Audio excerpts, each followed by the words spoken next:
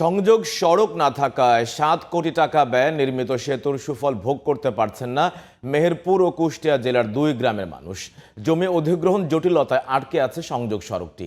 বিষয়টি বারবার কর্তৃপক্ষকে জানিয়েও কোনো প্রতিকার না পাওয়ায় ক্ষুব্ধ ভুক্তভোগীরা। তবে দ্রুত সংযোগ সড়ক নির্মাণ করে সেতুটি চলাচলের উপযোগী করার আশ্বাস দিয়েছে এলজিইডি কর্তৃপক্ষ। মেহেরপুর প্রতিনিধি রফিকুল ইসলামের রিপোর্ট, জানাচ্ছেন কিরণ মোস্তফা। মেহেরপুরের গাংনী উপজেলার বেতবাড়িয়া ও কুষ্টিয়ার ভেড়ামারা উপজেলার মধুগাড়ি গ্রামের মানুষের চলাচল এবং কৃষকের উৎপাদিত ফসল সহজে ঘরে তুলতে মাথাভাঙা নদীর ওপর ৭ কোটি টাকা ব্যয়ে সেতু নির্মাণ করে সরকার। কিন্তু সেই সেতু নির্মাণের ২ বছর পার হলেও সংযোগ সড়ক নির্মাণ না করায় ফসল ঘরে তুলতে ৯ কিলোমিটার পথ ঘুরতে হচ্ছে ২ গ্রামের চাষিদের।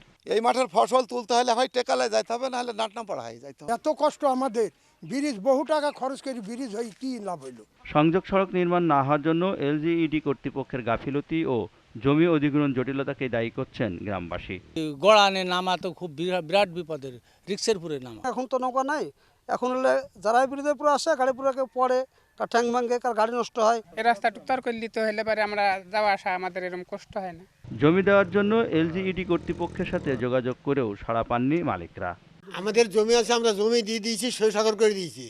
আমাদের খালি আজ দেবো, কাল দেবো, আজ আসবো, কাল আসবো করে সই করে নিয়ে চলে যায়। আমাদের কয়েকবার নোটিশ খেয়েছে, আমরা নোটিশ সই করে দিয়েছি। তারপরে বলেছে যে আর একটা নোটিশ আসবে, এবার আপনাদেরকে ডাকবো, ডাকার পর এটা সই করে দিলে পয়সা করি আমাদের যাই দিক দিবে। সেতু নির্মাণের আগে সংযোগ সড়কের জন্য কেন জমি অধিগ্রহণ করা হয়নি এমন প্রশ্নের সঠিক উত্তর মেলেনি এলজিইডির পক্ষ থেকে। তবে দ্রুত সমস্যা সমাধানের আশ্বাস দিয়েছেন প্রকৌশলী।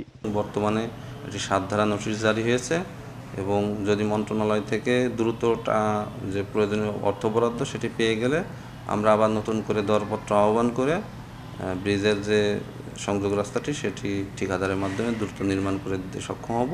শুধু আশ্বাস নয়, জনদুর্ভোগ লাঘবে কর্তৃপক্ষ দ্রুত পদক্ষেপ নেবে এমনটাই চাওয়া ভুক্তভোগীদের। কিরণ মোস্তফা, জিটিভি নিউজ।